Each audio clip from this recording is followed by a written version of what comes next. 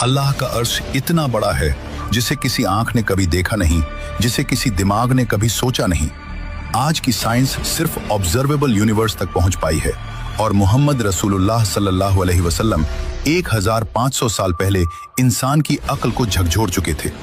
मोहम्मद रसूलुल्लाह सल्लल्लाहु अलैहि वसल्लम ने फरमाया, एक अंगूठी उठाओ और उसे एक बेइंतहा रेगिस्तान में फेंक दो, वही पहला आसमान है। अब ध्यान से सुनो, जब पहले आसमान को दूसरे आसमान से कंपेयर किया जाए तो पहला आसमान दूसरे के सामने सिर्फ एक अंगूठी बन जाता है, फिर दूसरा तीसरे के सामने अंगूठी, तीसरा चौथे के सामने अंगूठी, ऐसे ही सातों आसमान एक दूसरे से कहीं ज्यादा बड़े हैं। और हदीस कहती है सातों आसमान अल्लाह की कुर्सी के सामने भी एक अंगूठी है और कुर्सी के ऊपर है अल्लाह का अर्श जो कुर्सी से भी बेइंतहा बड़ा है। यहीं साइंस खामोश हो जाती है और यहीं से ईमान बोलना शुरू करता है।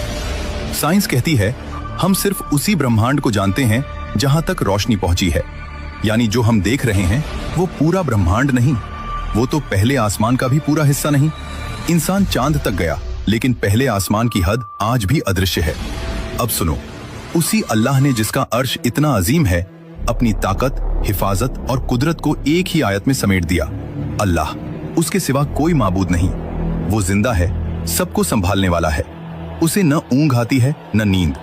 आसमानों और जमीन में जो कुछ भी है सब उसी का है। कौन है जो उसकी इजाजत के बिना सिफारिश कर सके? वो जानता है जो उनके सामने है और जो उनके पीछे है। उसके इल्म में से कोई कुछ भी नहीं जान सकता मगर जितना वो चाहे।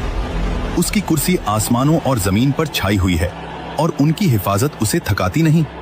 और वही सबसे बुलंद, सबसे अजीम है। जब इंसान यह आयत पढ़ता है दिमाग समझ लेता है सब कुछ मेरे कंट्रोल में नहीं, लेकिन सब कुछ सबसे ताकतवर कंट्रोल में है। साइकोलॉजी इसे कहती है अल्टीमेट सिक्योरिटी रिस्पॉन्स। डर पिघल जाता है, सांसें गहरी हो जाती हैं और दिल कहता है अब मैं महफूज हूं। फिलॉसफी पूछती है मेरा सहारा क्या है? आयतुल कुर्सी जवाब देती है जो हमेशा से जिंदा है हमेशा जिंदा रहेगा, जो कभी मरता नहीं, जो कभी सोता नहीं, जो पूरे वजूद को थामे हुए है।